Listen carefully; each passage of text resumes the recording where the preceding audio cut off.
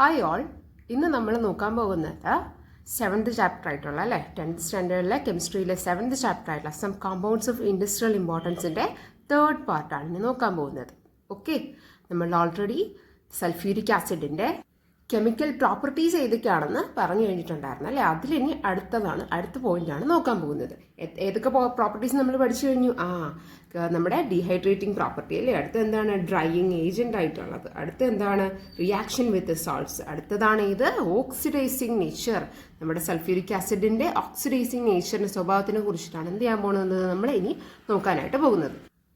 തന്നിരിക്കുന്ന equation analyse ചെയ്ത് നോക്കാനാണ് പറഞ്ഞിരിക്കുന്നത്. ഇവിടെ കാർബൺ C+2H2SO4 അല്ലേ, സൾഫ്യൂരിക് ആസിഡ് ചേർന്നിട്ട് CO2 കാർബൺ ഡൈ ഓക്സൈഡ് +2SO2ഉം +2H2Oയും വാട്ടറും ഉണ്ടായിരിക്കുവാണ്. ഇവിടെ നിങ്ങളോട് ചോദിച്ചിരിക്കുന്നത് what is the oxidation state of elemental carbon. ഈ കാർബണിന്റെ ഓക്സിഡേഷൻ സ്റ്റേറ്റ് എത്ര എന്നാണ് ചോദിച്ചിരിക്കുന്നത്. എത്രയാണെന്നറിയാവോ? It is 0. എത്രയാണ്? 0. എന്തുകൊണ്ട് 0 വന്ന് നിങ്ങൾക്കറിയാമോ? ഒരു കാർബണോ വേറെ ഏതെങ്കിലോ എലമെന്റ് അതിൻ്റെ ഫ്രീ അല്ലെങ്കിൽ അൺകമ്പൈൻഡ്, ഒന്നും ചേരാതെ നിൽക്കുകയാണെങ്കിൽ, അൺകമ്പൈൻഡ് സ്റ്റേറ്റിൽ നിൽക്കുകയാണെങ്കിൽ അവരുടെ ഓക്സിഡേഷൻ ഈസ് ഓൾവേസ് 0 ആയിരിക്കും. ഓക്കെ അല്ലേ? ഓൾവേസ് എന്തായിരിക്കും? 0 ആയിരിക്കും. ഇവിടെ കാർബൺ ഒറ്റയ്ക്കല്ലേ ഉള്ളത്, അതുകൊണ്ടാണ് എന്ത് പറഞ്ഞത്? ഓക്സിഡേഷൻ സ്റ്റേറ്റ് 0 എന്ന് പറഞ്ഞത്. നെക്സ്റ്റ് ക്വസ്റ്റ്യൻ എന്ന് പറയുന്നത് what is the oxidation state of carbon in carbon dioxide അല്ലേ. കാർബൺ ഡൈ ഓക്സൈഡ് CO2 കാർബണിൻ്റെ ഓക്സിഡേഷൻ സ്റ്റേറ്റ് എത്രയാണെന്നാണ് ചോദിച്ചിരിക്കുന്നത്. ഇത് നമ്മൾ ചെയ്യാൻ വേണ്ടിയിട്ട് ഒരു ഫോർമുല അപ്ലൈ ചെയ്തിട്ടാണ് എന്ത് ചെയ്യുന്നത്, നമ്മളിത് ചെയ്യുന്നത്. അപ്പോൾ നമുക്ക് CO2 എടുക്കാം. CO2. ഓക്കെ, ഇതിൽ നമ്മൾ നോക്കുമ്പോഴത്തേക്കും ഇവിടെ കാണാമല്ലോ, ഇവിടെ ഓക്കെ 2 എന്നാണ്, 2 എണ്ണം എന്നാണ് എന്ത് ചെയ്തിരിക്കുന്നത്, എഴുതിയിരിക്കുന്നത്. എന്താണ് ഉദ്ദേശിക്കുന്നതെന്ന് വെച്ചാൽ ഓക്സിഡേഷൻ സ്റ്റേറ്റ് ഓഫ് ഓക്സിജൻ എന്താവും? -2. കാരണം 2 എണ്ണം വാങ്ങിച്ചിട്ടാണ് അവിടെ നിൽക്കുന്നത് അല്ലേ. അപ്പം എന്താണ് ഓക്സിഡേഷൻ സ്റ്റേറ്റ് ഓഫ് ഓക്സിജൻ?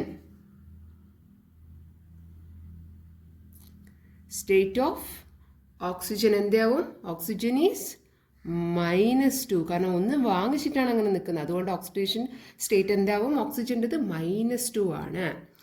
ഇനി എന്ന് പറഞ്ഞാൽ the sum of the oxidation States in A neutral molecule is 0.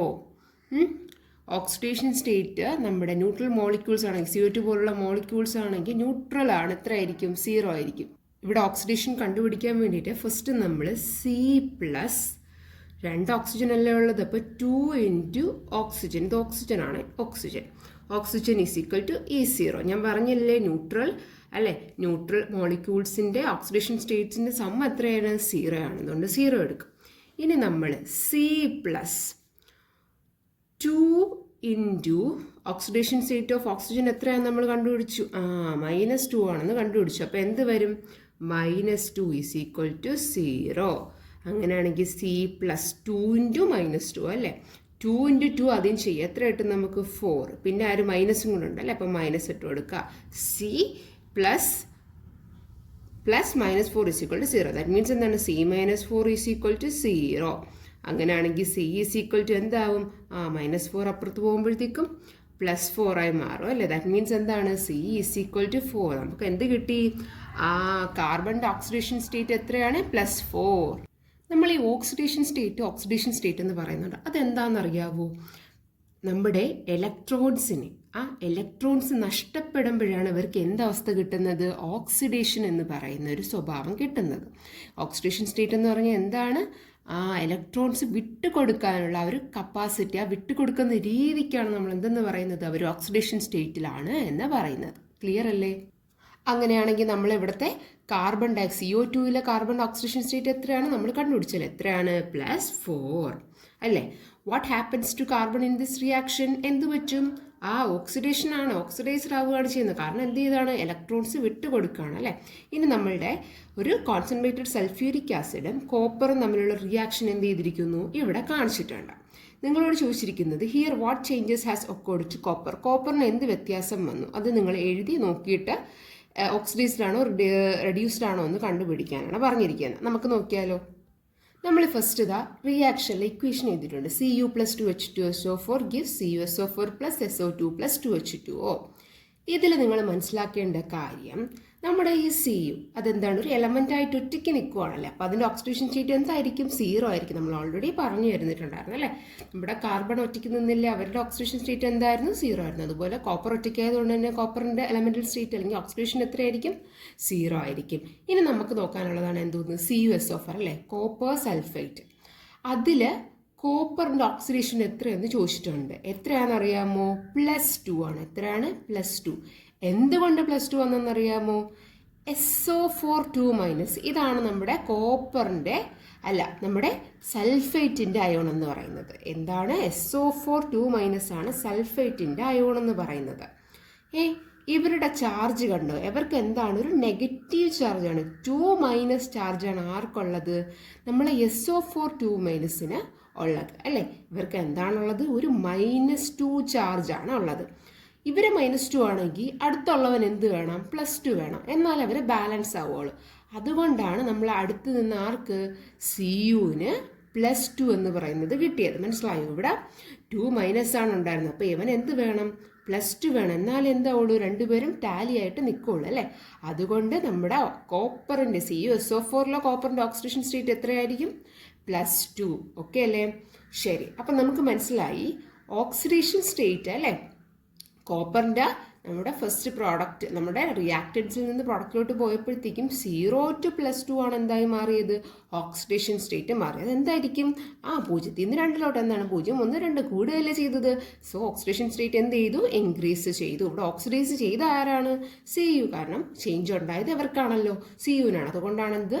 Cu ആണ് ഓക്സിഡൈസ് ആയത്. So here what change occurred? Oxidised അല്ലേ. കോപ്പർ എന്തായി? ഓക്സിഡൈസ്ഡ് ആയി. എന്നിട്ട് പറഞ്ഞിരിക്കുക കോൺസെൻട്രേറ്റഡ് സൾഫ്യൂരിക് ആസിഡ് മെറ്റൽസ് അല്ലേ. കോപ്പർ എന്നൊക്കെ പറയുന്നത് മെറ്റൽസ് ആണ്. കോപ്പറുമായിട്ട് റിയാക്ട്സ് വിത്ത് മെറ്റൽ. കോപ്പർ അത് എന്താണ്? നമ്മുടെ കോൺസെൻട്രേറ്റഡ് സൾഫ്യൂരിക് ആസിഡ് മെറ്റൽസുമായിട്ട് റിയാക്ട് ചെയ്യും. മാത്രമാണോ? മെറ്റൽസ് മാത്രമല്ല, നോൺ മെറ്റൽസിനെ റിയാക്ട് ചെയ്തിട്ട് എന്താക്കും? ഓക്സിഡൈസ് ചെയ്യും. അപ്പോൾ കോൺസെൻട്രേറ്റഡ് സൾഫ്യൂരിക് ആസിഡ് മെറ്റൽസിനോടും നോൺ മെറ്റൽസിനോടും ഒരുപോലെ റിയാക്ട് ചെയ്തിട്ട് എന്താവും? ഓക്സിഡൈസ് ആവും. അതുകൊണ്ടാണ് എന്ത് പറഞ്ഞത്? Concentrated sulphuric acid is A good oxidising agent. Oxidise ചെയ്യാൻ ഉപയോഗിക്കുന്ന വസ്തുവാണ് എന്തോന്ന്? നമ്മുടെ കോൺസെൻട്രേറ്റഡ് സൾഫ്യൂരിക് ആസിഡ് അല്ലേ. ഇനി അടുത്ത് നമ്മൾ നോക്കാൻ പോകുന്നത് ബേസിസിറ്റി ഓഫ് ആസിഡ്സ് ആണ്. നമ്മൾ എന്ത് ചെയ്യുന്നത്? ഇനി നോക്കാൻ പോകുന്നത് നെക്സ്റ്റ് ഹെഡിങ് ആയിട്ടുള്ള ബേസിസിറ്റി ഓഫ് ആസിഡ്സ്. നമ്മൾ ഒരെണ്ണം കണ്ടാൽ അത് ആസിഡ് ആണോ ബേസ് ആണോ എന്ന് എങ്ങനെ തിരിച്ചറിയാൻ കഴിയുമോ? നമുക്ക് തിരിച്ചറിയാൻ കഴിയും. എങ്ങനെയാണെന്ന് വെച്ചാൽ H+ എന്ന് പറയുന്ന അയോൺ അവരിലുണ്ടെങ്കിൽ അവരെന്തായിരിക്കും? ആസിഡ്സ് ആയിരിക്കും. എന്തായിരിക്കും? ആസിഡ്സ് ആയിരിക്കും. ഇൻ കേസ് OH- എന്ന് പറയുന്ന അയോൺസ് ആണ് നിങ്ങൾക്ക് കാണുന്നതെങ്കിൽ അതെന്തായിരിക്കും? ബേസ് അല്ലെങ്കിൽ ആൽക്കലീസ് ആയിരിക്കും. മറക്കരുത് കേട്ടോ. H+ ആണെങ്കിൽ ആസിഡ്സും OH- ഉള്ളവരാണെങ്കിൽ എന്തായിരിക്കും? ബേസ് ആയിരിക്കും. അപ്പോൾ നിങ്ങൾക്കറിയാം H+ അയോൺസ് ഉള്ളത് എന്തായിരിക്കും? ആസിഡ് സ്വഭാവം ഉള്ളവരായിരിക്കും. അങ്ങനെയാണെങ്കിൽ അവരുടെ ഇക്വേഷൻ ഓഫ് അയോണൈസേഷൻ ഇക്വേഷൻ എഴുതാനാണ് പറഞ്ഞത്. ഓക്കെ, എന്താണ്? H+ ആണോ ഒരു മൈനസ് ആണോ അങ്ങനെ സെപ്പറേറ്റ് ചെയ്ത് എഴുതാനാണ് പറഞ്ഞത്.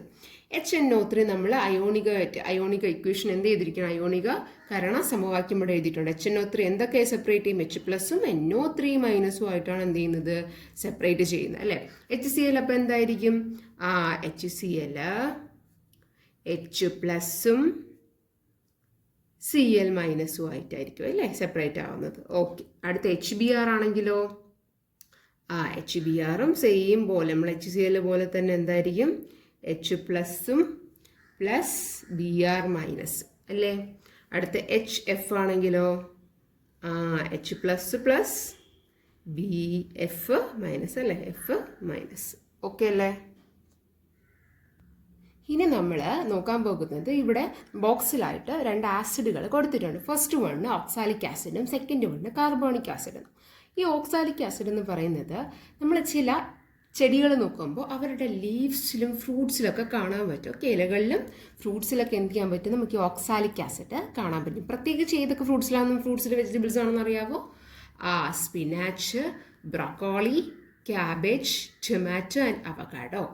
അത് നമ്മൾ സ്പെഷ്യലായിട്ട് വരയ്ക്കുമ്പോൾ ഇങ്ങനെയാണ് ഉണ്ടാവുക കേട്ടോ. കണ്ടോ, 2 കാർബൺ C2 അല്ലേ, പിന്നെ എന്താണ് 2 ഹൈഡ്രജൻ അല്ലേ, കണ്ടോ 1 2 ഹൈഡ്രജനും 4 ഓക്സിജനും 1 2 3 4. പിന്നെ ഇവിടെ എന്തായിരിക്കും, ഒരു ഡബിൾ ബോണ്ടും ഉണ്ടായിരിക്കും. ഓക്കെ, 2 വര ഉണ്ടായിരിക്കും, അതാണ് ഡബിൾ ബോണ്ട്.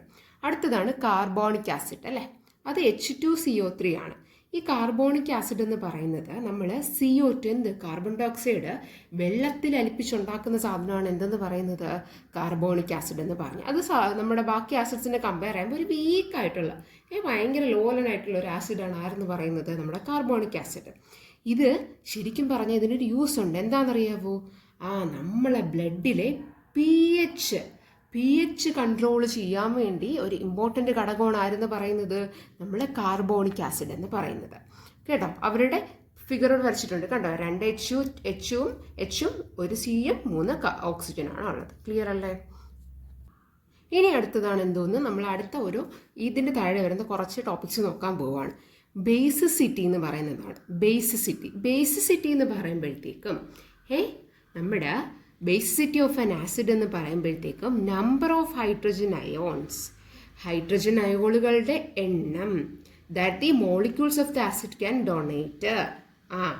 ആസിഡിലെ ഹൈഡ്രജൻ അയോണുകളുടെ എണ്ണം എന്തിനു വേണ്ടിയുള്ളതാണ്, ഡൊണേറ്റ് ചെയ്യാൻ കഴിയുന്ന ഹൈഡ്രജൻ അയോണുകളുടെ എണ്ണമാണ് നമ്മൾ ബേസിസിറ്റി ഓഫ് ആൻ ആസിഡ് എന്ന് പറയുമ്പോഴത്തേക്കും.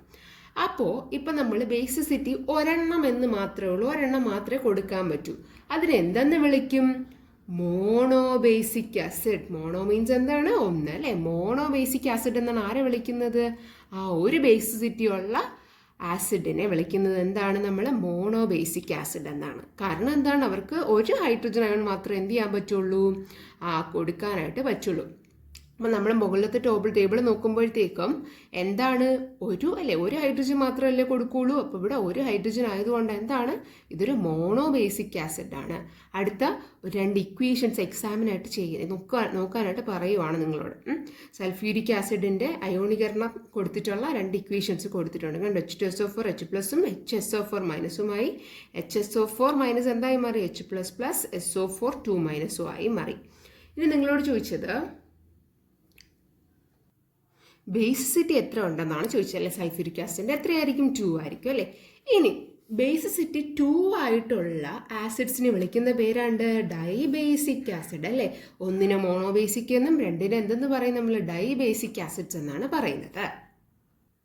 ഇനി അടുത്തതെന്ന് പറയുമ്പോഴത്തേക്കും അയോണൈസേഷൻ ഇക്വേഷൻ, ഇത് രണ്ടും കൂടെ സെപ്പറേറ്റ് ചെയ്ത് എഴുതാനാണ് പറഞ്ഞിരിക്കുന്നത്. ഓക്കെ, ഇത് H2C2O4, അതിനെ നമ്മളിങ്ങനെ വലുതാക്കി എഴുതുമ്പോഴാണ് 2 H ഇവിടെ, അത് മാത്രമല്ല 4 എന്തുണ്ട്, ഓക്സിജൻ ഉണ്ട്, 2 കാർബൺ ഉണ്ട്. ഇത് എഴുതിയിരിക്കുന്നതാണ്. ഓക്കെ, H2C2O4 ആണ്. ഇതിനെ നമ്മൾ അയോണൈസേഷൻ ചെയ്ത് എഴുതുമ്പോഴത്തേക്കും ആര് വരുമായിരിക്കും, നമുക്ക് H അല്ലേ ലിബറേറ്റ് ആവുന്നത്, അത് 2 H ആണ് ഇവിടെ അല്ലേ. അപ്പോൾ 2H+ അല്ലേ, ഇത് ആസിഡ് ആയതുകൊണ്ട് H, അല്ലെങ്കിൽ ബേസ് ആയിരുന്നെങ്കിൽ എന്തായി മാറിയനെ, OH വന്നേനെ അല്ലേ. എന്നിട്ട് ബാക്കി ആരുണ്ട്, C2O4 2- അല്ലേടാ.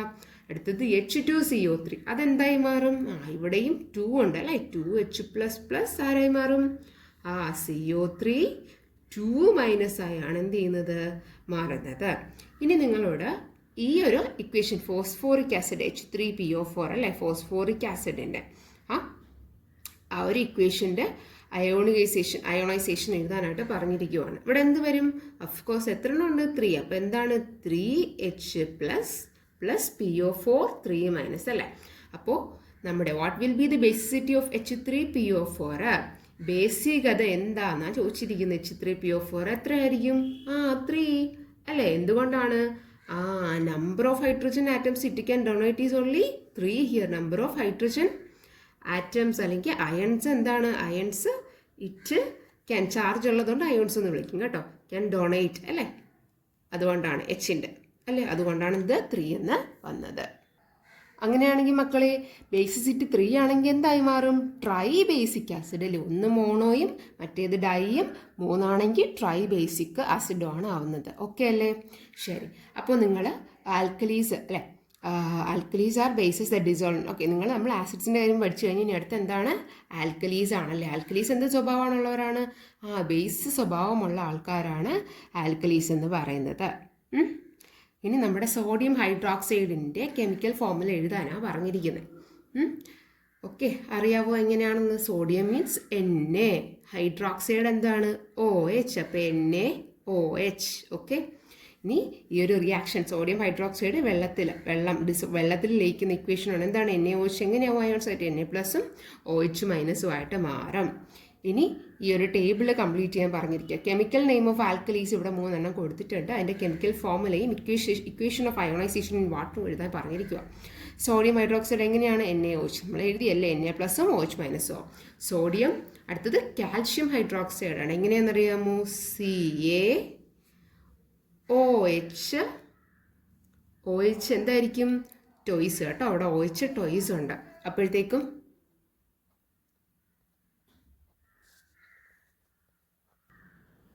OH toys. അടുത്തത് ഇനി ഇതിന് എന്ത് ചെയ്യണം? നമുക്ക് അയോണൈസേഷൻ അല്ലേ, അയോണൈസേഷൻ എഴുതണം അല്ലേ, അങ്ങനെ എഴുതും.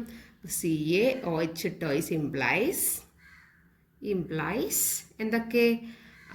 Ca ഇവിടെ 2 ഇല്ല, അപ്പം എന്ത് വരും? Ca2+ OH- കേട്ടോ, അതിന് മാറ്റുമല്ലോ, OH-. അടുത്തത് അമോണിയം ഹൈഡ്രോക്സൈഡ്. അമോണിയം എന്തായിരുന്നു? NH. ഓക്കെ, ഇവിടെ നമുക്ക് NH4 വേണം കേട്ടോ, അമോണിയം NH4OH. ഓക്കെ, എന്താവും? NH4OH implies. ഇവിടെ നമ്മൾ ഇംപ്ലൈസ് മാത്രമല്ല, എങ്ങനെയാണ്? റിവേഴ്സിബിൾ റിയാക്ഷൻ ആണ് കേട്ടോ, അതുകൂടെ ശ്രദ്ധിച്ചോളെ. റിവേഴ്സിബിൾ ആണ്. ഓക്കെ, റിവേഴ്സിബിൾ ആയിരുന്നേ, ഓർത്തോട്ടോ. അപ്പോൾ NH4 പ്ലസും എന്താവും? പ്ലസ് OH- ആണ് ഇവിടെ ഉണ്ടാവുന്നത്. Okay, OH-. ഇനി what is the gas common iron liberated when alkalis dissolve in water? Alkalis വെള്ളത്തിൽ അലിക്കുമ്പോൾ ഏതാണ് ഇവിടെ? ഇതൊക്കെ ആൽക്കലീസ് ആയിരുന്നല്ലേ, അത് വെള്ളത്തിൽ അലിക്കുമ്പോൾ ഏതിനെയാണ് പുറത്ത് വിട്ടുകൊണ്ടിരുന്നത്? ഏത് അയോണിനായിരുന്നു? എല്ലാം ഒരുപോലെ വിട്ടത് ഏതിനാണ്? OH അല്ലേ, OH-. നമ്മളല്ലെങ്കിൽ എന്തെന്ന് പറയും അതിന്? ഹൈഡ്രോക്സൈഡ് എന്ന് പറയും. ഹൈഡ്രോക്സൈഡ് ആണ്. Okay, hydroxide. Alkalis are substances which increases the concentration of hydroxide ions in aqueous solution. അപ്പോൾ ആൽക്കലീസ് എന്ന് പറഞ്ഞാൽ, ആൽക്കലീസ് എന്താണെന്ന് വെച്ചാൽ എന്താണ്? അതൊക്കെ എന്ന് പറയുന്നത് സബ്സ്റ്റൻസ് ആണ്. എന്ത്? ഹൈഡ്രോക്സൈഡ് അയോൺസ് അക്വസ് ആയിട്ടുള്ള സൊല്യൂഷനിൽ കൂട്ടുന്ന വസ്തുക്കളെയാണ് നമ്മൾ എന്തെന്ന് വിളിച്ചത്? ആൽക്കലീസ്. എന്തെന്ന് വിളിച്ചത്? ആൽക്കലീസ്. ഓക്കെ, അങ്ങനെയാണെങ്കിൽ നമ്മൾ അടുത്ത് നോക്കാൻ പോകുന്നത് ഒരു ആർഹനസ് എന്ന് പറയുന്ന ഒരു സയൻറ്റിസ്റ്റ്. അദ്ദേഹമാണ് ആസിഡും ബേസസും വെള്ളത്തിൽ ഡിസോസിയേറ്റ് അല്ലെങ്കിൽ ഡിസോൾവ് ചെയ്യുന്ന സമയത്ത് അയോൺസിനെ പുറത്ത് വിടുമെന്ന് പഠിച്ചത്. ഇല്ലേ, ആസിഡ് ആണെങ്കിൽ ഏത് അയോണായിരുന്നു? H+ഉം, ബേസ് ആണെങ്കിൽ ബേസ് അല്ലെങ്കിൽ ആൽക്കലി ആകുമ്പോൾ OH- പുറത്ത് വിടുമെന്ന് അദ്ദേഹം നമുക്ക് പറഞ്ഞു തന്നിട്ടുണ്ടായിരുന്നു. അതുകൊണ്ടാണ് പറഞ്ഞത് ആർഹനസ് തിയറി അനുസരിച്ച് ആസിഡ് എന്തിനെ പുറത്തു വിടും? H+ അയോൺസും, ബേസസ് എന്തിനെ പുറത്തു വിടും? OH- അയോൺസും ആണ്. നമ്മുടെ സ്വാൻറ്റി ആർഹനസ് എന്ന് പറയുന്ന ഒരു സ്വീഡിഷ് സയൻറ്റിസ്റ്റാണ്. അദ്ദേഹത്തിന് നോബൽ പ്രൈസ് കിട്ടിയിട്ടുണ്ട് കെമിസ്ട്രിയിൽ കേട്ടോ. അതുമാത്രമല്ല, അദ്ദേഹമാണ് എന്ത്? നമ്മുടെ ആസിഡിൻ്റെയും ബേസിൻ്റെയും സയൻറ്റിഫിക് തിയറി ഇറക്കിയത്. ഓൾസോ ഒരു കോൺട്രിബ്യൂഷൻ കൂടി അദ്ദേഹത്തിൻ്റെത് ഉണ്ടായിരുന്നു. എന്താണ്? കോൺസെപ്റ്റ് ഓഫ് ആക്ടിവേഷൻ എനർജി കുറിച്ചും അദ്ദേഹം എന്ത് ചെയ്തിട്ടുണ്ടായിരുന്നു? പറഞ്ഞിട്ടുണ്ട്. അടുത്ത എലമെൻ്റ് ആണ് നമ്മൾ ഇനി അടുത്ത നോക്കാൻ പോകുന്നത്. എന്താണെന്നറിയാമോ? സോഡിയം ഹൈഡ്രോക്സൈഡ് ആണ്. NaOH അല്ലേ, സോഡിയം ഹൈഡ്രോക്സൈഡിനെ കുറിച്ചിട്ടാണ് ഇനി നമ്മൾ നോക്കാൻ പോകുന്നത് അല്ലേ. സൾഫ്യൂരിക് ആസിഡ് നമ്മൾ ഓൾറെഡി പഠിച്ചു കഴിഞ്ഞിട്ടുണ്ട്. അപ്പോൾ അത് കഴിഞ്ഞിട്ടുണ്ട്. അടുത്ത എന്താണ്? Sodium hydroxide. സോഡിയം ഹൈഡ്രോക്സൈഡ് നമ്മൾ ഇൻഡസ്ട്രിയലി ഏത് പ്രോസസ്സിലൂടെയാണ് പ്രൊഡ്യൂസ് ചെയ്യുന്നത്? ക്ലോർ ആൽക്കലി പ്രോസസ്. നമ്മുടെ ഏതൊക്കെ പഠിച്ചു? അമോണിയ ഉണ്ടാക്കുന്നത് ഏതായിരുന്നു? പറഞ്ഞു. അടുത്തത് സൾഫ്യൂരിക് ആസിഡ് അല്ലേ, അത് ഏതായിരുന്നു? ഓർമ്മയുണ്ട്. അടുത്തത് സോഡിയം ഹൈഡ്രോക്സൈഡ് അല്ലേ, അതെങ്ങനെയായിരുന്നു? ക്ലോർ ആൽക്കലി പ്രോസസ്സ്. അപ്പോൾ കോണ്ടാക്റ്റും ഹേബർ പ്രോസസ്സും ഒക്കെ ആയിരുന്നു, ഓർമ്മയുണ്ടല്ലോ. ശരി, ഇനി നമ്മുടെ സോഡിയം ഹൈഡ്രോക്സൈഡ് അത് ക്ലോർ ആൽക്കലി പ്രോസസ്സ് വഴിയാണ് എന്ത് ചെയ്യുന്നത്? നമ്മൾ പ്രിപ്പയർ ചെയ്യുന്നത്. In this concentrated aqueous solution of sodium chloride. Sodium ക്ലോറൈഡിൻ്റെ പേരാണ് എന്തോന്ന്? ബ്രൈൻ. ഇൻഡസ്ട്രിയലി നമ്മൾ NaOH ഉണ്ടാക്കുന്നതിന് ഞാൻ കുറച്ചുകൂടി എളുപ്പ രീതിയിൽ നിങ്ങൾക്ക് ആൻസർ എങ്ങനെ എഴുതണമെന്ന് പറഞ്ഞു തരാം കേട്ടോ. ഇതിപ്പോൾ എന്തായാലും കുറച്ചുകൂടെ വായിക്കാം. Subject to electrolysis. Okay, in modern industries നമ്മൾ ഇപ്പോൾ എന്ത് ചെയ്യുന്നു? മെംബ്രെയിൻ സെല്ല് ഇതാണ് അതുണ്ടാക്കുന്നതിൻ്റെ ഒരു ഫിഗർ എന്ന് പറയുമ്പോഴത്തേക്കും ഒരു മെംബ്രെയിൻ സെല്ല് ഇവിടെ ഇതുപോലൊരു സെല്ല് ഒരു തടയണ പോലെ എന്ത് ചെയ്തിട്ടുണ്ട് വെച്ചിട്ടുണ്ട്. പക്ഷേ അതിന് അങ്ങോട്ടും ഇങ്ങോട്ടും പോകാനുള്ള കപ്പാസിറ്റി ഉണ്ട്. ഇലക്ട്രോളിസിസ് ഓഫ് ബ്രെയിൻ നടക്കുന്നത് ഇതിലൂടെയാണ്. ഇവിടെ കൊടുത്തിട്ടുണ്ട്, കാണിച്ചിട്ടുണ്ട്. In this 2 chambers R separated. 2 ചാമ്പേഴ്സാണ്, ഇതൊരു ചാമ്പർ ഇതൊരു ചാമ്പർ. അങ്ങനെ 2 ചാമ്പേഴ്സായിട്ട് സെപ്പറേറ്റ് ചെയ്തിട്ടാണ് നമ്മൾ എന്ത് ചെയ്തിരിക്കുന്നത്, കുറച്ച് അയോൺസിനെ ഇങ്ങോട്ട് കടത്തിവിടും. കണ്ടോ, അയോൺസിനെയും NaOHനും NaCl ഒക്കെ എന്ത് ചെയ്യും, നമ്മൾ കടത്തിവിടും. ഇവിടെ ചോദിച്ചിരിക്കുന്നത് what are the ions formed when sodium chloride dissolves in water. ഏത് അയോണാണ് ഇവിടെ ഫോം ചെയ്യണേ? നമ്മൾ നോക്കുമ്പോൾ നമുക്ക് അറിയാൻ പറ്റും Na+ഉം Cl- ആണ് ഇവിടെ ഉണ്ടാകുന്ന 2 അയോൺസ് എന്ന് പറയുമ്പോഴത്തേക്കും.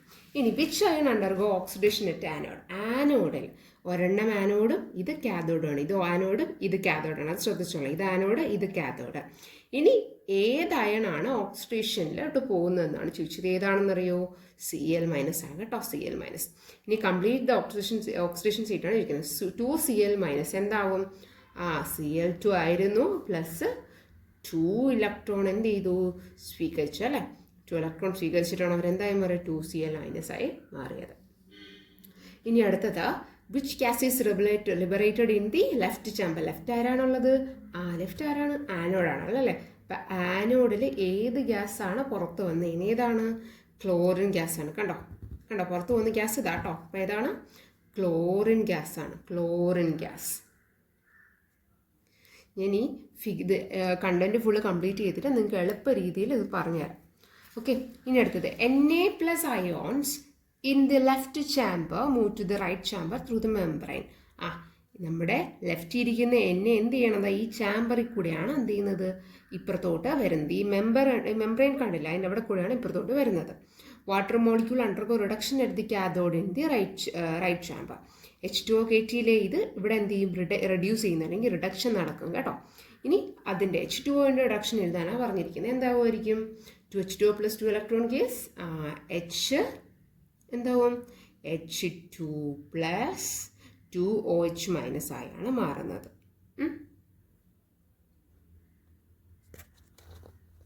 ഇവിടെ ഏത് ഗ്യാസാണ് ലിബറേറ്റ് ചെയ്യുന്നത്?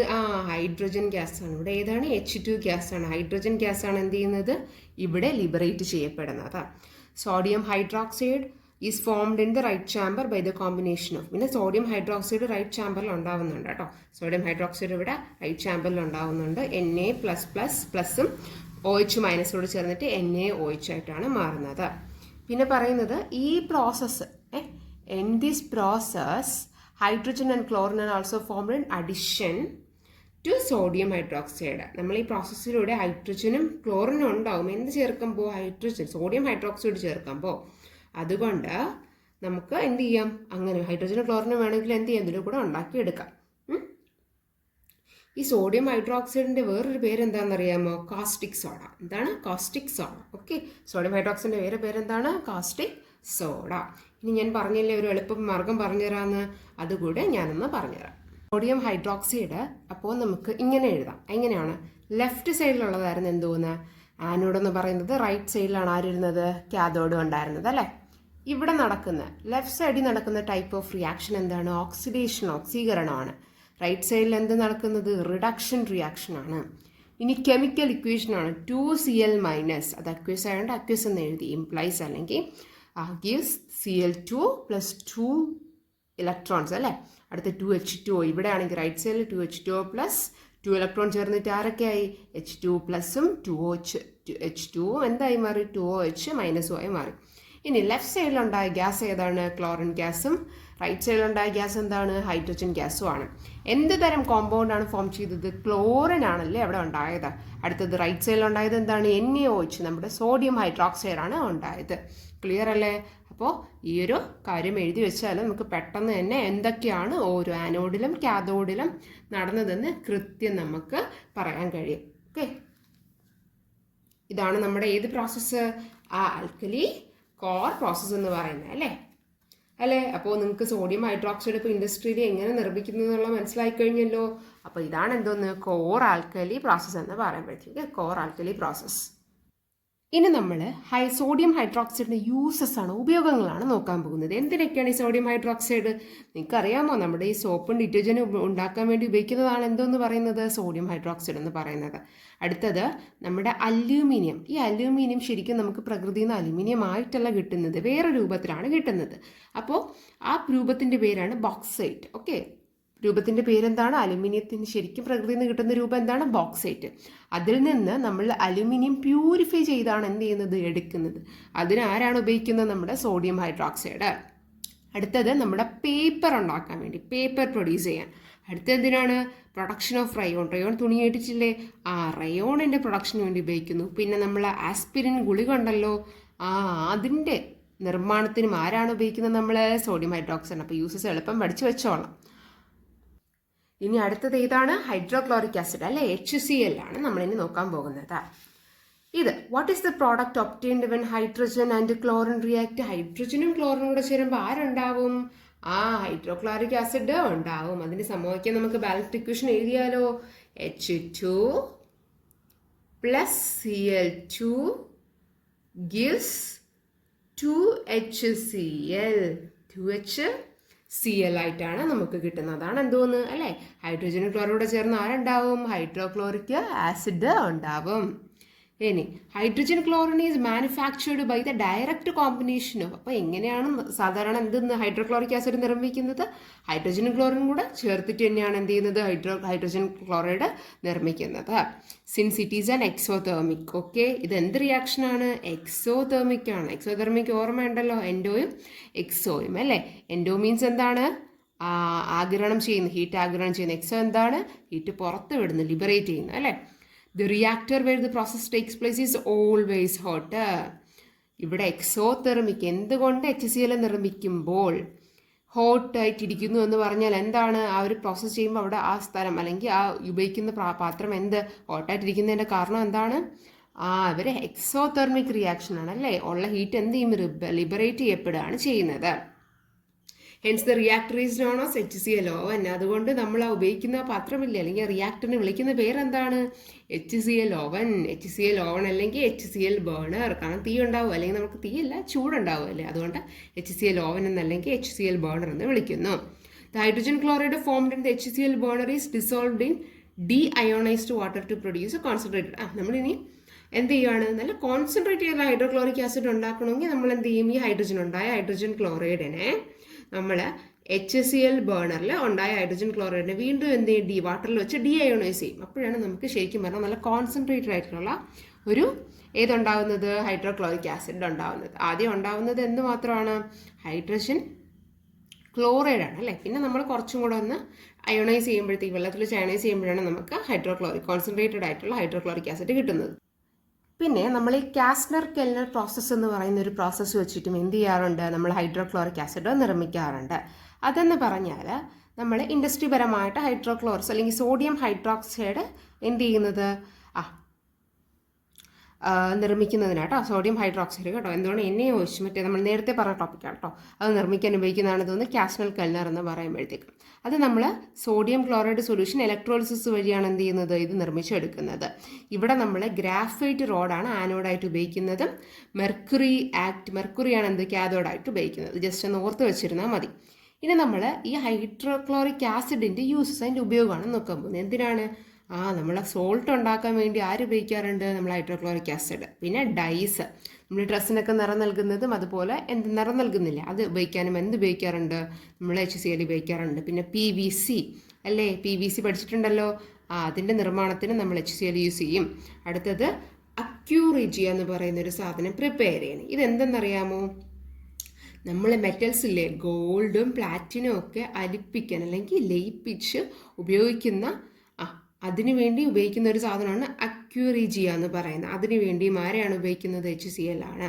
പിന്നെ ഓർഗാനിക് ആയിട്ടുള്ളതും അല്ലേ, കാർബൺ ഉള്ളതും കാർബൺ ഇല്ലാത്തതുമായിട്ടുള്ള സംയുക്തങ്ങൾ, കോമ്പൗണ്ട്സ് ഉണ്ടാക്കാൻ വേണ്ടി, പിന്നെ ഫെർട്ടിലൈസേഴ്സ് ഉണ്ടാക്കാൻ വേണ്ടിയിട്ട്, പിന്നെ എന്ത് ചെയ്യണം? മെറ്റൽസ് റിഫൈൻ ചെയ്തെടുക്കാൻ വേണ്ടിയിട്ടുമാണ് അല്ലേ? മെറ്റൽസ് റിഫൈൻ ചെയ്തെടുക്കുക. റിഫൈൻ ചെയ്യാന്ന് പറഞ്ഞാൽ എന്താണ്? ശുദ്ധീകരിക്കുക അല്ലേ? ക്ലിയർ വൃത്തിയാക്കി എടുക്കുക. അതിന് വേണ്ടിയിട്ട് ആര് ഉപയോഗിക്കാറുണ്ട്? നമ്മൾ HCl യൂസ് ചെയ്യാറുണ്ട്. ഇനി അടുത്തതാണ് ഇത് സോൾട്ട്സ്. എന്തോ സോൾട്ട്സ്. നമ്മൾ ഓൾറെഡി ന്യൂട്രലൈസേഷൻ റിയാക്ഷൻസ് ഒക്കെ ഓൾറെഡി പഠിച്ചിട്ടുണ്ടായിരുന്നു. ഓർക്കുന്നുണ്ടോ? which is the salt formed when sodium hydroxide react with the hydrochloric acid. HCl-മായിട്ട് നമ്മുടെ സോഡിയം ഹൈഡ്രോക്സൈഡ് അല്ലെ NaOH ചേരുമ്പോൾ ഏത് സോൾട്ട് ഉണ്ടാവും? NaCl അല്ലേ, ഓർമ്മയുണ്ടല്ലോ. എന്താണ് NaOH പ്ലസ് HCl? ആരുണ്ടാക്കും? NaCl അല്ലേ. NaCl എന്ന് പറയുന്ന സാൾട്ടാണ് എന്ത് ചെയ്യുന്നത്, ഇവിടെ നിർമ്മിക്കുന്നത്. After dissolving sodium chloride in water, വെള്ളത്തിൽ നമ്മൾ സോഡിയം ക്ലോറൈഡ് എന്ത് ചെയ്ത് അലിപ്പിച്ച് കഴിഞ്ഞിട്ട് നമ്മൾ ലിറ്റ്മസ് പേപ്പർ വെച്ചിട്ട് ടെസ്റ്റ് ചെയ്യുകയാണ്. അപ്പോഴത്തേക്കും എന്തായിട്ട് തോന്നുന്നു നിങ്ങൾക്ക് അറിയാം? ആസിഡ് ആയിരിക്കും, ബേസ് ആയിരിക്കുമോ? ബേസ് ആയിരിക്കും അല്ലേ. കാരണം നോക്കിക്കേ, എന്തായിരുന്നു ആ OH മൈനസ് അയണസാണ് നമ്മൾ ഉപയോഗിച്ചത്. അപ്പോൾ എന്തായി മാറി? ബേസ് അല്ലേ, ബേസ്. ഇനി എന്ത് ചെയ്തിരിക്കുന്നു വെച്ചാൽ അടുത്തത് കുറച്ച് സോൾട്സ് കൊടുത്തിട്ടുണ്ട്, നിങ്ങളതൊന്ന് ടെസ്റ്റ് ചെയ്ത് നോക്കണം ഏതാണ്, ആസിഡാണോ ബേസ് ആണോ എന്ന്. അപ്പോൾ നമ്മൾ ഓരോ ലിറ്റ്മസ് പേപ്പർ നമ്മൾ ആദ്യം ഫസ്റ്റ് പാർട്ടി പറഞ്ഞത് കണക്ക് എന്താണ്, ഓരോ ലിറ്റ്മസ് പേപ്പറും കളർ ചേഞ്ച് ചെയ്യും, അതിന് അതിൻ്റെതായ അർത്ഥം ഉണ്ടായിരുന്നു അല്ലേ. അപ്പോൾ എന്നിട്ട് നമുക്ക് എന്താണെന്ന് എഴുതാം. ചേഞ്ച് ഇൻ ബ്ലൂ ലിറ്റ്മസ് പേപ്പറാണ് ഇവിടെ യൂസ് ചെയ്യുന്നത്. ഇവിടെ ഏതാണ് യൂസ് ചെയ്യുന്നത്? റെഡ് ലിറ്റ്മസ് പേപ്പർ അല്ലേ. നമ്മൾ പാർട്ട് 1 പറഞ്ഞിട്ടുണ്ടായിരുന്നു അത് കറക്റ്റായിട്ട്. ഓക്കെ, ഡൗട്ട് ഉണ്ടെങ്കിൽ അതൊന്ന് റിവൈസ് ചെയ്ത് നോക്കുക. ഓക്കെ, NaCl നമ്മൾ ബ്ലൂ ലിറ്റ്മസ് പേപ്പർ മുക്കി നോക്കുന്ന സമയത്ത് നമുക്ക് കളർ മാറ്റം ഒന്നും കാണാൻ പറ്റുന്നില്ല. റെഡ് ലിറ്റ്മസ് പേപ്പർ മുക്കിയപ്പോഴും കളർ മാറ്റം ഒന്നും, നോ ചേഞ്ച് ഇൻ കളറാണ് അല്ലേ, നിറം മാറുന്നില്ല. അതിൻ്റെ അർത്ഥം എന്താണ്? രണ്ടും നിറം മാറുന്നില്ലെങ്കിൽ അവർ എന്തായിരിക്കും? ന്യൂട്രൽ ആയിരിക്കും അല്ലേ. ആസിഡും ആയിരിക്കില്ല, ബേസും ആയിരിക്കത്തില്ല. Isn't it? ഓക്കെ, അടുത്തത് NH4Cl ആണ്. ഇത് നമ്മൾ ബ്ലൂ ലിറ്റ്മസ് പേപ്പർ മുക്കുന്ന സമയത്ത് എന്താവുമെന്ന് അറിയാമോ? ടോൺസ് റെഡ് കളറിലോട്ട് മാറുകയാണ് എന്ത് ചെയ്യുന്നത്, നമ്മൾ ബ്ലൂ ലിറ്റ്മസ് ചെയ്യുന്നത്. തിരിച്ച് അടുത്ത് ഒരെണ്ണത്തിൽ മാറിയല്ലോ, അപ്പോൾ എന്ത് സ്വഭാവമാണെന്ന് മനസ്സിലാക്കിക്കോളാം. അപ്പോൾ ഇവിടെ റെഡ് ലിറ്റ്മസ് മുക്കുമ്പോൾ എന്താണ്? നോ ചേഞ്ച്, ഒരു മാറ്റവും എന്തില്ല, കളറിലുണ്ടാവില്ല. നമ്മുടെ ബ്ലൂ ലിറ്റ്മസ് റെഡായി എന്ന് പറഞ്ഞാൽ എന്താ അർത്ഥം? ആസിഡായി അല്ലേ. എന്തായി? ആസിഡായി. ഇനി Na2CO3 നോക്കിയാലോ, നമ്മൾ ബ്ലൂ ലിറ്റ്മസ് മുക്കുമ്പോൾ സമയത്ത് നമുക്ക് കാണാൻ കഴിയുന്നത് ഒരു ചേഞ്ചും അവിടെ ഉണ്ടാവുന്നില്ല, ഒരു കളർ മാറ്റം അവിടെ എന്ത് ചെയ്യുന്നില്ല, ഉണ്ടാവുന്നില്ല. പക്ഷേ റെഡ് ലിറ്റ്മസിൽ മാറ്റം ഉണ്ടാവുമോ? മാറ്റം ഉണ്ടാവും. എന്ത് കളറായി മാറും? റെഡ് ബ്ലൂ ആക്കി മാറ്റും. അതെന്താ ഉദ്ദേശിച്ചത്? ബേസിക് സ്വഭാവം ഉള്ളവനാണ് അല്ലേ, ബേസിക് സ്വഭാവം ഉള്ളവനായിരിക്കും. Certain salts when dissolved in water do not exhibit acid or basic nature is called what? Neutral salts അല്ലേ. എന്താണ് അപ്പോൾ ന്യൂട്രൽ സോൾട്ട്? നമ്മൾ ഓൾറെഡി നോക്കിക്കഴിഞ്ഞു എന്താണ് ന്യൂട്രൽ എന്നല്ലേ. നമ്മൾ ചില സോൾട്സിനെ വെള്ളത്തിൽ ലയിപ്പിക്കുന്ന സമയത്ത് ഒരു ആസിഡിൻ്റെയോ ബേസിൻ്റെയോ സ്വഭാവം കാണിക്കത്തില്ല. അപ്പോൾ ആ സോൾട്ടുകളാണ് എന്തെന്ന് വിളിച്ചത്? Neutral salts. ന്യൂട്രൽ, അവിടെ പോലും ഇവിടെ പോലും ന്യൂട്രലായിട്ട് നിൽക്കുന്നവനാണ് എന്തെന്ന് വിളിച്ചത്? ന്യൂട്രൽ സോൾട്സ് എന്ന് വിളിച്ചത്. ഇനി salts that undergo hydrolysis when dissolved in water to give an acidic solution are called acid salts. എന്താണ് ആസിഡ് സോൾട്സ്? എന്തായിരിക്കും ആസിഡ് സോൾട്സ് എന്ന് പറയുമ്പോൾ? ഹൈഡ്രോളിസിസ് ചെയ്യുന്ന സമയത്ത് അല്ലെങ്കിൽ നമ്മൾ വെള്ളത്തിൽ അലിയിപ്പിക്കുന്ന സമയത്ത് എന്ത് പറ്റും? അസിഡിക് സൊല്യൂഷനായി മാറും. ഒരു സോൾട്ട് നമ്മൾ വെള്ളത്തിൽ കലക്കി കഴിയുമ്പോൾ എന്താകും? ഒരു സൊല്യൂഷൻ, വെള്ളം എന്തായി മാറും? അസിഡിക് സ്വഭാവമുള്ളതാക്കി മാറ്റും. അതിൻ്റെ എക്സാമ്പിൾസ് ഇവിടെ കൊടുത്തിട്ടുണ്ട്. NH4Cl, NH4 ടോയ്സ് SO4 ആണ്. ഓക്കെ അല്ലേ. അപ്പോൾ എക്സാമ്പിളും ആസിഡ് സോൾട്സും ഒന്ന് പഠിച്ചു വെച്ചിരിക്കാം. അടുത്തത് ബേസിക് സോൾട്സ് അല്ലേ. ബേസിക് സോൾട്സ് എന്തായിരിക്കും? വെള്ളത്തിൽ നമ്മൾ ഹൈഡ്രോളിസിസ് അല്ലെങ്കിൽ എന്ത് ചെയ്യണം? ഡിസോൾവ് ചെയ്യും. സാൾട്ട് ഡിസോൾവ് ചെയ്യുമ്പോൾ എന്തായിരിക്കും? ബേസിക് സൊല്യൂഷനായി വെള്ളം എന്തായി മാറും? ബേസിക് സൊല്യൂഷനായി മാറും. അതാണ് ബേസിക് സോൾട്ട്. അതിൻ്റെ എക്സാമ്പിൾ ഏതാണ്? Na2CO3യും CH3COONA ആണ്. ഓക്കെ, അങ്ങനെ the salt hydrolysis is the process. എന്താണ് സോൾട്ട് ഹൈഡ്രോളിസിസ് എന്ന് ചോദിച്ചാൽ? It's a process by which anions, cations or both of a salt react with water to form a solution that has a acidic or basic nature. അപ്പം നമ്മൾ salt hydrolysis എന്ന് പറയുമ്പോൾ എന്ത് ചെയ്യും? നമ്മൾ ഇതുപോലെ എന്ത് ചെയ്യും? എടുത്ത് മിക്സ് ചെയ്യില്ലേ, സാൾട്ട് എടുത്ത് വെള്ളത്തിൽ മിക്സ് ചെയ്യുന്ന സമയത്ത് നമുക്ക് ചിലപ്പോൾ ആസിഡ് സ്വഭാവമുള്ള വെള്ളം കിട്ടാം, അല്ലെങ്കിൽ എന്താണ് സൊല്യൂഷൻ എന്തായിരിക്കും? ആസിഡോ ബേസിക് സ്വഭാവമായിരിക്കും. അതാണ് എന്തോന്ന് പറയുന്നത്? സോൾട്ട് ഹൈഡ്രോളിസിസ് എന്ന് പറയുന്നത്. ഇനി ഇവിടെ നമുക്ക് സ്ട്രോങ് ആസിഡ്സ് ആൻഡ് ബേസിസ് എന്ന് പറഞ്ഞിട്ട് ഇവിടെ എക്സാമ്പിൾസ് കൊടുത്തിട്ടുണ്ട്. സ്ട്രോങ് ആസിഡ്സും ബേസസും അയോൺസിനെ മുഴുവനായിട്ട് എന്ത് ചെയ്യും? സൊല്യൂഷനിൽ അലിയിപ്പിക്കും, ഡീകമ്പോസ് ചെയ്യും, അല്ലെങ്കിൽ സെപ്പറേറ്റ് ചെയ്യും. എക്സാമ്പിൾ ഏതൊക്കെയാണ്? HCl, HNO3 അല്ലെ, nitric acid, H2SO4 sulphuric acid, പിന്നെ എന്താണ്? പെർക്ലോറിക് ആസിഡ് HClO4 ആണ് സ്ട്രോങ് ആസിഡ്. ഇപ്പോൾ സ്ട്രോങ് ആസിഡ്സിന് എക്സാമ്പിൾ ചോദിച്ചാൽ എന്ത് ചെയ്യണം? ഇത് ഇത്ര എഴുതണം. അടുത്തത് നമ്മുടെ സ്ട്രോങ് ബേസസ് ആണ്. അപ്പം എന്താണ് അലിയിപ്പിക്കുമ്പോഴത്തേക്കും ബേസ് സ്വഭാവം കൂടുതൽ കാണിക്കുന്നത്. NaOH sodium hydroxide, potassium hydroxide, calcium ഹൈഡ്രോക്സൈഡും ആണ് സ്ട്രോങ് ബേസസ് എന്ന് പറയുമ്പോഴത്തേക്കും. ഇൻ കേസ് നമ്മൾ നോക്കി കഴിയുമ്പോൾ സ്ട്രോങ് ആസിഡും ബേസും ആണെങ്കിൽ പെട്ടെന്ന് വെള്ളത്തിലേക്കും, പക്ഷെ വീക്ക് ആസിഡും ബേസും ആണെങ്കിൽ പെട്ടെന്ന് ലയിക്കോ? ഇല്ല. അവർ പാർഷ്യലി പകുതിയോളമൊക്കെ എന്ത് ചെയ്യുള്ളൂ, അവർ പെട്ടെന്ന് തന്നെ ലയിക്കുള്ളൂ. ബാക്കി എന്ത് ചെയ്യും, ഭയങ്കര സ്ലോയിലും ആയിരിക്കും നടക്കുന്നത്, മുഴുവനായിട്ട് അങ്ങോട്ട് ലയിക്കുകയില്ല. Acetic acid, oxalic acid, formic acid ഇവർ മൂന്നും എന്താണ്, ഒരു വീക്ക് ആസിഡാണ്. പെട്ടെന്നൊന്നും അങ്ങനെ എന്ത് ചെയ്യില്ല, വെള്ളത്തിൽ അങ്ങോട്ട് അലിയില്ല. അവന്മാരാണ് ആരെന്നൊക്കെ പറയുന്നത്, acidic acid, formic acid and oxalic acid. ഇനി ബേസിൽ വീക്കായിട്ടുള്ളവൻ എവരാണ്? NH4OH അമോണിയം ഹൈഡ്രോക്സൈഡ് ബേസിൽ വീക്കായിട്ടുള്ളവനാണ്. ഓക്കെ. ഇനി ഇവിടെ ചോദിച്ചിരിക്കുന്നത് which acid and base react to produce NaCl. ഏത് ആസിഡും ബേസും കൂടെ ചേർന്നിട്ടാണ് NaCl ഉണ്ടാക്കിയത്?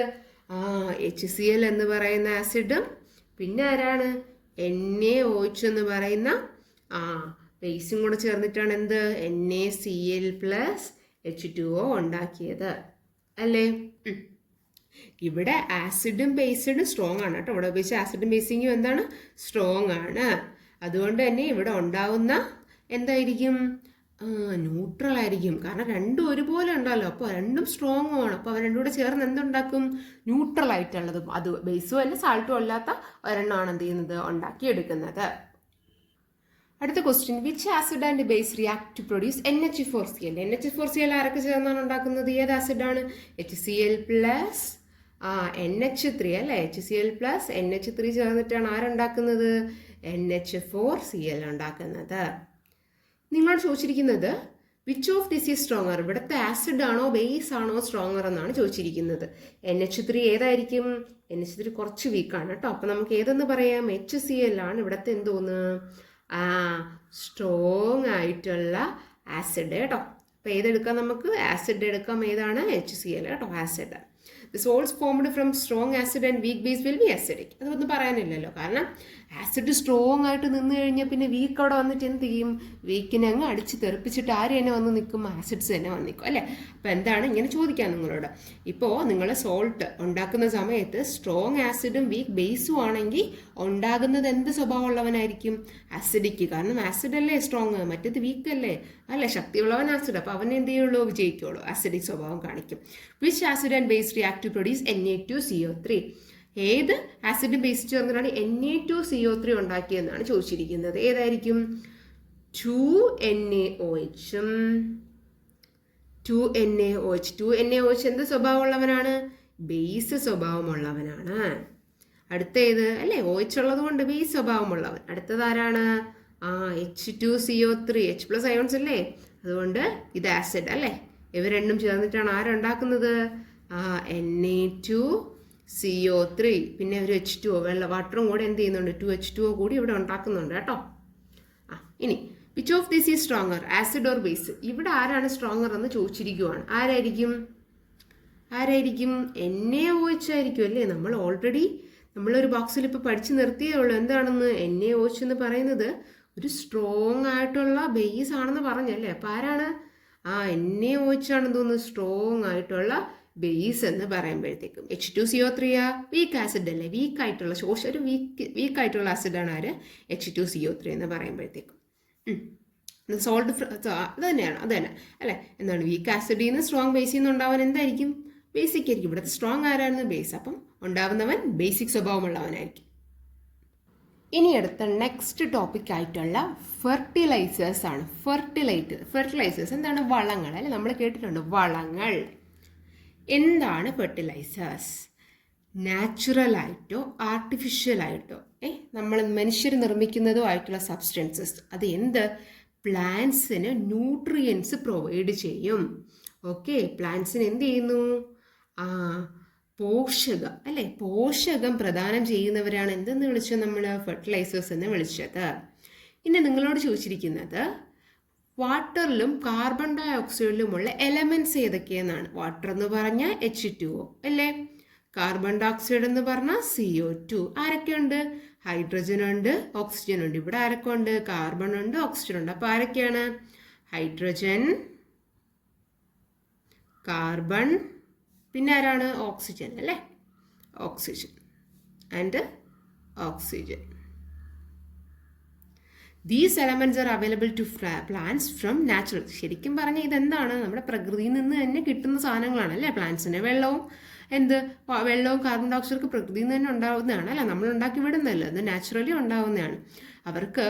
അവരെന്ത് ചെയ്യാം, എയറിലും വാട്ടറിലും കൂടിയാണ് എന്ത് ചെയ്യുന്നത്, പ്ലാന്റ്സ് ഇത് അബ്സോർബ് ചെയ്യുന്ന ആരെയൊക്കെ, കാർബൺ ഡൈ ഓക്സൈഡ് അല്ലേ. നമ്മൾ കാർബൺ ഡൈ ഓക്സൈഡ് പുറത്ത് വിടുമ്പോൾ പ്ലാന്റ്സ് അത് ശ്വസിക്കില്ലേ, അവരത് എന്താണ്, അവരുടെ വായു എന്താണ്, CO2 ആണല്ലേ, കാർബൺ ഡൈ ഓക്സൈഡ് ആണ്. H2 എന്താണ്, അവരുടെ റൂട്ട്സ് വെച്ചിട്ട് അവർ വലിച്ചെടുക്കും.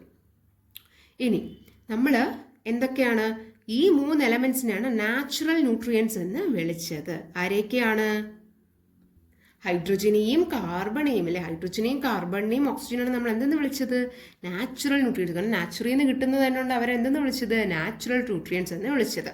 ഇനി അടുത്തത് പ്രൈമറി ന്യൂട്രിയൻസ്. എന്താ പ്രൈമറി അല്ലെങ്കിൽ പ്രാഥമിക പോഷകങ്ങളെ കുറിച്ചിട്ടാണ് നോക്കാൻ പോകുന്നത്.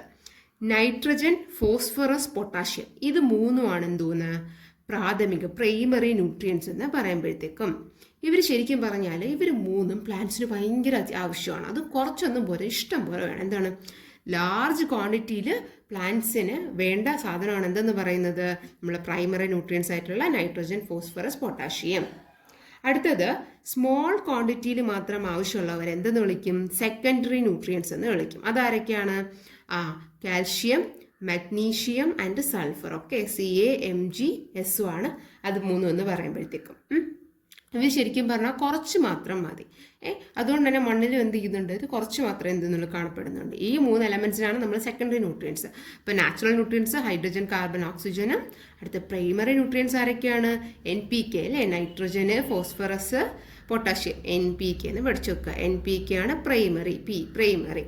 അടുത്തതാരാണ്, CaSMG എന്ന് പഠിച്ചു വെക്കുക. എന്താണ്, കാൽഷ്യം, സൾഫർ, മഗ്നീഷ്യം. അടുത്തതെന്ന് പറഞ്ഞാൽ can plants utilise fertilisers that are insoluble in water. വെള്ളത്തിൽ അലിക്കാത്ത ഫെർട്ടിലൈസേഴ്സ് ഇവർക്ക് പ്ലാന്റ്സിന് യൂസ് ചെയ്യാൻ പറ്റുമോ എന്നാണ് ചോദിച്ചിരിക്കുന്നത്. പറ്റുമോ, ഇല്ല കേട്ടോ. എന്താണ്, നോ.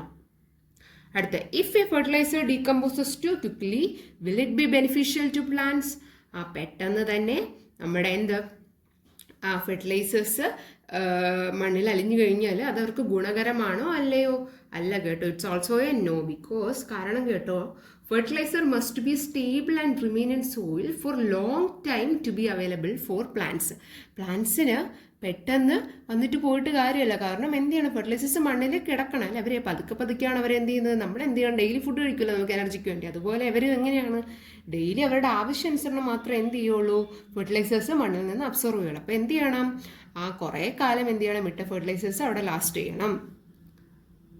അടുത്ത ടോപ്പിക്കാണ് എസെൻഷ്യൽ ക്വാളിറ്റീസ് ഓഫ് ഫെർട്ടിലൈസേഴ്സ്. നമ്മൾ ഈ ഫെർട്ടിലൈസേഴ്സ് എന്ന് പറയുന്നത് കുറച്ച് സ്വഭാവ ഗുണങ്ങളൊക്കെ വേണ്ടേ, അതെന്തൊക്കെയാണെന്നാണ് നോക്കാൻ പോകുന്നത്. The element present in the compounds in fertilizer should be easily available to plants. എന്ന് വെച്ചാൽ നമ്മളിപ്പോൾ ഇല്ലേ, ഇപ്പോൾ ഈ മൂലകങ്ങൾ അടങ്ങിയിട്ടുള്ള എന്തുണ്ടാവും, ഫെർട്ടിലൈസേഴ്സ് ഉണ്ടായിരിക്കും. അതെന്താണ്, പെട്ടെന്ന് തന്നെ അവർക്ക് കിട്ടുന്നതായിരിക്കണം. അല്ലാതെ വല്ലപ്പോഴും മാത്രം വന്നിട്ട് പോയിട്ട് കാര്യമുണ്ടോ, ഇല്ല. എന്താണ്, ഈസിലി അവൈലബിൾ ആയിരിക്കണം അവർക്ക്, പ്ലാന്റ്സിന്. അത് മാത്രമല്ല, എന്താണ് നേരത്തെ പറഞ്ഞ പോയിന്റ്, എന്ത് ചെയ്യണം, സോളിബിൾ ഇൻ വാട്ടർ ഫെർട്ടിലൈസേഴ്സ് എന്ത് ചെയ്യണം, മണ്ണിൽ ലയിക്കണം. അടുത്തത്, compounds in fertiliser must be stable and remain in the soil four A long time making them available plants. നമ്മൾ നേരത്തെ പറഞ്ഞ എന്താണ്, കുറേ കാലം എന്ത് ചെയ്യണം, ഉള്ള സാധനം മണ്ണിൽ ഉണ്ടായിരിക്കണം, സ്റ്റേബിളായിട്ടും ഉണ്ടായിരിക്കണം, കുറേ കാലം നിലനിൽക്കണം. എന്നാലേ അവർക്ക് എന്ത് ചെയ്യാൻ പറ്റും, അത് എടുത്ത് ഉപയോഗിക്കാൻ പറ്റുള്ളൂ. They should not cause significant variations. അത് മാത്രമല്ല, pH ഇപ്പോൾ ആസിഡ് സ്വഭാവം കൂടുതലുള്ളതോ ബേസ് സ്വഭാവം കൂടുതലുള്ളതോ വല്ലതുമാണ് നമ്മൾ ആഡ് ചെയ്യുന്നെങ്കിലോ അവർക്ക് ചെടികൾക്ക് നിൽക്കാനുള്ള കപ്പാസിറ്റി അവർക്ക് ഉണ്ടാവില്ല. അപ്പോൾ എന്ത് ചെയ്യണം, pH വാല്യൂ മെയിൻറ്റെയിൻ ചെയ്യുന്നതായിരിക്കണം, അല്ലെങ്കിൽ വ്യത്യാസം വരുത്താത്തതായിരിക്കണം. അത് മാത്രമല്ല, പിന്നെ എന്താണ്, വിഷം വെള്ളം കൊണ്ട് ഇട്ട് കൊടുത്താൽ പറ്റില്ലല്ലോ. അപ്പോൾ ടോക്സിക്സ് ഒന്നും എന്ത് ചെയ്യാൻ പാടില്ല, ആഡ് ചെയ്യാനായിട്ട് പാടില്ല. ടോക്സിൻസ് ഫ്രീ ആയിട്ടുള്ള ഒരെണ്ണമായിരിക്കണം. ഓക്കെ, അടുത്തത്, chemical fertilisers are used to make the primary nutrients available to plants in the right quantities അല്ലേ. ഇപ്പോൾ കെമിക്കൽ ഫെർട്ടിലൈസേഴ്സ് നമ്മൾ എന്താണ്, പ്രൈമറി ന്യൂട്രിയൻസ് അല്ലേ, നമ്മൾ പ്രൈമറി ന്യൂട്രിയൻസ് നോക്കിയില്ലേ ഇപ്പോൾ എനിക്ക് അല്ലേ. അപ്പോൾ അവരുടെ NPK അവരുടെ അവൈലബിലിറ്റി കൃത്യമായിട്ട് തന്നെ എന്ത് ചെയ്യണം, റൈറ്റ് ക്വാണ്ടിറ്റി തന്നെ അവർക്ക് ഇട്ട് കൊടുക്കണം. Such fertilisers are classified as. നമ്മൾ ഈ ഫെർട്ടിലൈസേഴ്സിന്, കാരണം NPK അല്ലേ, ഇതിനെ 3ആയിട്ട് തിരിച്ചിട്ടുണ്ട്. ഏതൊക്കെ fertilisers, nitrogenous fertilisers, phosphate fertilisers and potash fertilisers. Okay, ഇതിനെ നമ്മൾ മൂന്നും കൂടെ ചേർത്തിട്ട് വിളിക്കുന്ന പേരെന്താണ്? മിക്സഡ് ഫെർട്ടിലൈസേഴ്സ് എന്നാണ്. അല്ലെങ്കിൽ വിളിക്കുന്നത് NPK മിക്സഡ് ഫെർട്ടിലൈസേഴ്സ് ആണ്. ഇമ്പോർട്ടൻ്റ് ആണ് കേട്ടോ. ഇപ്പം എന്താണ് NPK ഫെർട്ടിലൈസേഴ്സ് എന്ന് ചോദിച്ചാൽ ഇത് എഴുതണം. ഇനി നമുക്ക് ടൈപ്സ് ഓഫ് ഫെർട്ടിലൈസേഴ്സ്, ആ NPKയുടെ ഫെർട്ടിലൈസേഴ്സും അത് പ്ലാന്റ്സിലുണ്ടാക്കുന്ന ഗുണവും അതിന് എക്സാമ്പിൾസും ആണ്. എന്താണ്? നൈട്രോജീനിയസ് ഫെർട്ടിലൈസേഴ്സ് അല്ലേ, പ്ലാന്റ്സിൻ്റെ വളർച്ചയെ, ഗ്രോത്തിനെ കൂട്ടുന്നവൻ അല്ലേ, അതിൻ്റെ സസ്യങ്ങളുടെ വളർച്ചയെ ത്വരിതപ്പെടുത്തുന്നവനാണ് ആരെന്ന് പറയുന്നത്? നമ്മുടെ നൈട്രോജീനിയസ് ഫെർട്ടിലൈസേഴ്സ് എന്ന് പറയുന്നത്. എക്സാമ്പിൾസ് ഏതാണ്? Ammonium sulphate, calcium cyanide, urea, sodium nitrate, calcium nitrate and potassium nitrate അല്ലേ. അടുത്തത് ഫോസ്ഫേറ്റ് ഫെർട്ടിലൈസേഴ്സ് ആണ്. ഇത് എന്തിനു സഹായിക്കുന്നുണ്ട്? പ്ലാന്റ്സിൻ്റെ ഗ്രോത്തിനെ സഹായിക്കുന്നുണ്ട്. അത് മാത്രമാണ് പ്രൊഡക്ടിവിറ്റി ഇൻക്രീസ് ചെയ്യുന്നത് വെച്ചാൽ ഉൽപാദനം എന്ത് ചെയ്യുന്നു? വർദ്ധിപ്പിക്കുന്നു. എക്സാമ്പിൾസ് അമോണിയം ഫോസ്ഫേറ്റും ട്രിപ്പിൾ സൂപ്പർ ഫോസ്ഫേറ്റും ആണ്. അടുത്തത് പൊട്ടാഷ് ഫെർട്ടിലൈസേഴ്സ് ആണ്. അതെന്ത് ചെയ്യുന്നുണ്ട്? നമ്മളെ പ്ലാന്റ് ഗ്രോത്തിന് ഇതും സഹായിക്കുന്നുണ്ട്. പിന്നെന്താണ്? നമ്മൾ ഫോസ്ഫേറ്റിൻ്റെ അതേ ഒരു ഗുണം കൊണ്ട് ഇവിടെ ഉണ്ട് അല്ലേ. അടുത്തെന്താണ്? പ്രൊഡക്ടിവിറ്റി കൂട്ടുന്നു. പിന്നെന്താണ്? ഇമ്മ്യൂണിറ്റി, വല്ല രോഗങ്ങളും വരാതിരിക്കാൻ എന്ത് ചെയ്യും? അതിനെ പ്രതിരോധിക്കും. രോഗപ്രതിരോധ ശേഷി വർദ്ധിപ്പിക്കുന്നത് ആരാണ്? പൊട്ടാഷ് ഫെർട്ടിലൈസേഴ്സ് ആണ്. അതിൻ്റെ എക്സാമ്പിൾ എന്താണ്? പൊട്ടാഷ്യം ക്ലോറൈഡ്, അല്ലെങ്കിൽ പേരെന്താണ്? മ്യൂറിയേറ്റ് ഓഫ് പൊട്ടാഷ്യം എന്നറിയപ്പെടുന്നവനാണ് ഇത് പൊട്ടാഷ്യം ക്ലോറൈഡ്. പിന്നെ പൊട്ടാഷ്യം സൾഫേറ്റും പൊട്ടാഷ്യം മഗ്നീഷ്യം സൾഫേറ്റും ആണ് ഉള്ളത്. ഓക്കെ, ഇനി നമുക്ക് അടുത്തുള്ളത് ക്വസ്റ്റ്യൻ സെക്ഷൻ ആണല്ലേ. അത് ആർക്കെങ്കിലും വേണമെങ്കിൽ നിങ്ങൾ കമൻറ്റ് ചെയ്ത് കഴിഞ്ഞാൽ ഞാൻ ചെയ്യാം, സെക്ഷൻ ബേസ് ചെയ്യാം കേട്ടോ. അപ്പോൾ എന്തായാലും നല്ല ഡീറ്റെയിൽ ആയിട്ട് തന്നെ text each and every point വായിച്ച് തന്നെ ഇനി പഠിക്കണം. ടെക്സ്റ്റിൻ്റെ അല്ലെ നമ്മുടെ ക്വസ്റ്റ്യൻ പേപ്പറിൻ്റെ മോഡൽ അറിയാമെന്നുള്ളത് കൊണ്ട് പറയുവാണ്. എന്ത് ചെയ്യണം നിങ്ങൾ? വെറുതെ ബൈഹാർട്ട് ചെയ്ത് പഠിച്ച് വെറുതെ പോയിട്ട് കാര്യമല്ല. കാരണം ടെക്സ്റ്റിൻ്റെ ഓരോ ഇടയിൽ നിന്നുമാണ് ക്വസ്റ്റ്യൻസ് വരുന്നത്. അതുകൊണ്ട് അതിനുവേണ്ടി നിങ്ങൾ ഇപ്പോഴേ പ്രിപ്പയർ ചെയ്യണം. ഇനി നിങ്ങളുടെ ഫ്രണ്ടിൽ ആകെ 3 മാസമാണ് എക്സാക്ട്ലി ഉള്ളത്. അപ്പോൾ കറക്റ്റായിട്ട് നല്ല ടൈം ടേബിളൊക്കെ വെച്ചിട്ട് പ്രിപ്പയർ ചെയ്യണം. ഇൻ കേസ് നിങ്ങൾക്ക് ടൈം ടേബിളോ ഷെഡ്യൂളോ എന്തെങ്കിലും വേണമെങ്കിൽ പറഞ്ഞാൽ ഞാൻ ചെയ്തു തരാം. ഓക്കെ, എന്തെങ്കിലും ഉണ്ടെങ്കിൽ കമൻറ്റ് ബോക്സിൽ കമൻറ്റ് ചെയ്യാം. അപ്പോൾ ടെക്സ്റ്റിൽ ഈച്ച് ആൻഡ് എവരി പോയിന്റ് ഒന്നും മിസ്സാക്കാതെയാണ് ഞാൻ ക്ലാസ് എടുത്തിട്ടുള്ളത്. എന്തെങ്കിലുമൊക്കെ ഉണ്ടെങ്കിൽ കമൻറ്റ് ബോക്സിൽ കമൻറ്റ് ചെയ്യുക. സോ എന്തെങ്കിലുമൊക്കെ വേണമെങ്കിൽ, അല്ലെങ്കിൽ ഇതിൻ്റെ ആൻസർ കീ, നമ്മളുടെ നെക്സ്റ്റ് ക്വസ്റ്റ്യൻ്റെ ആൻസർ കീ വേണമെങ്കിൽ കമൻറ്റ് ചെയ്താൽ ഞാൻ അപ്ലോഡ് ചെയ്യാം. Okay, so thank you. എല്ലാവരും നന്നായിട്ട് പഠിക്കുക കേട്ടോ.